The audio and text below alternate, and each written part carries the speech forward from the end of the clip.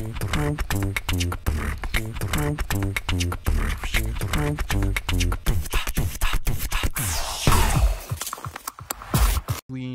the DC embassy, the LA consulate, and the New York mission, because it's quite confusing, and that's why Pablo is asking here: Will the consulate stand?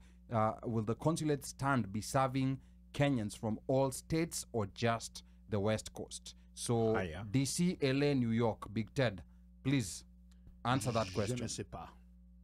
All right. So this is a very important question, because it actually sometimes. By the way, can I turn on the light? You know, Sisi na Ochi took on a bit of an issue. Give me a minute. Yeah, turn on the light. But while Balozi is turning on the light, I think, you know, like, it's important to know, because a lot of people know that there's a mission in New York, right? There's a consulate in LA, and then there's the embassy in DC. So what is different?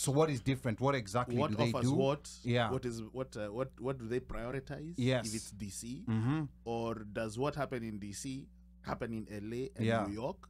You know, because one thing is we're able to vote. So if we were able to vote, in the three joints, then I would think probably chances are, because, like, you know, remember when the lady from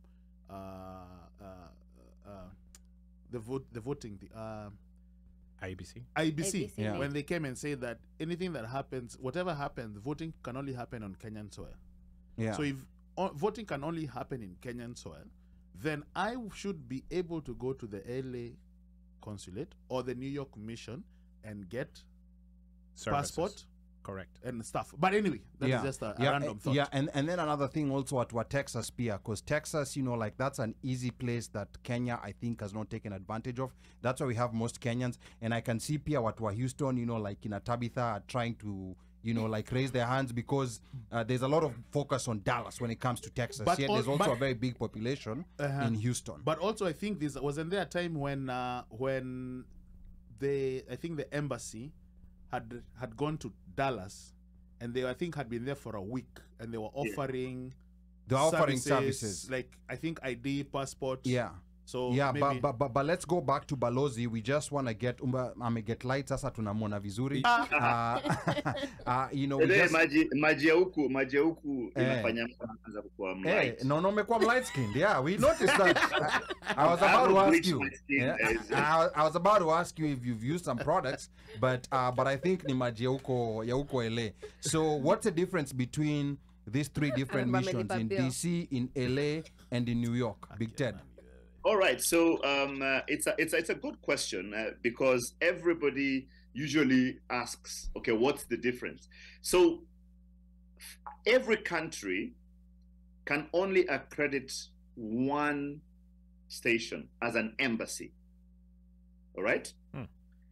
So the accredited mission by the American government is in DC. So what does that mean? It means that if the American government wants to speak to Kenya, they can speak to the accredited office. Think about it. If we're three of us in America, and all of us start talking to government and giving everything that goes on, if there are to be any bilaterals, which will happen, they have to be done with one particular mission. It's done that way for easier coordination, and so that nothing gets lost in that whole system. So the DC office is Kenya's accredited mission to the US. It's headed by an ambassador, who's Ambassador Lazarus Samayo, who's also a dean on this side. Now, the New York office is Kenya's mission to the United Nations. Now, you know very well that Kenya is a great player at the United Nations. And for that particular purpose, it was important for the country to establish a mission there, so that our representative, who sits on all those committees and the Security Council, is able to have an office or a place or a center inside the UN. And then the office which I run, which is right here in Los Angeles, is set up to handle the West Coast of America. Now, all the people who run them are ambassadors, in order of different levels, and everybody handles with everything which they're meant to take care of. So what is the bigger vision? The bigger vision is LA takes care of the West Coast, 13 states, down to Hawaii. New York handles the UN, but because of the expanded responsibility, over the past few years, we've used them for other things. And then DC handles basically the rest of the Americas and is also the interface with the American government. It does not mean that the other two ambassadors are not recognized. They are recognized by the government, but as serving in the consulates, which are in the Americas.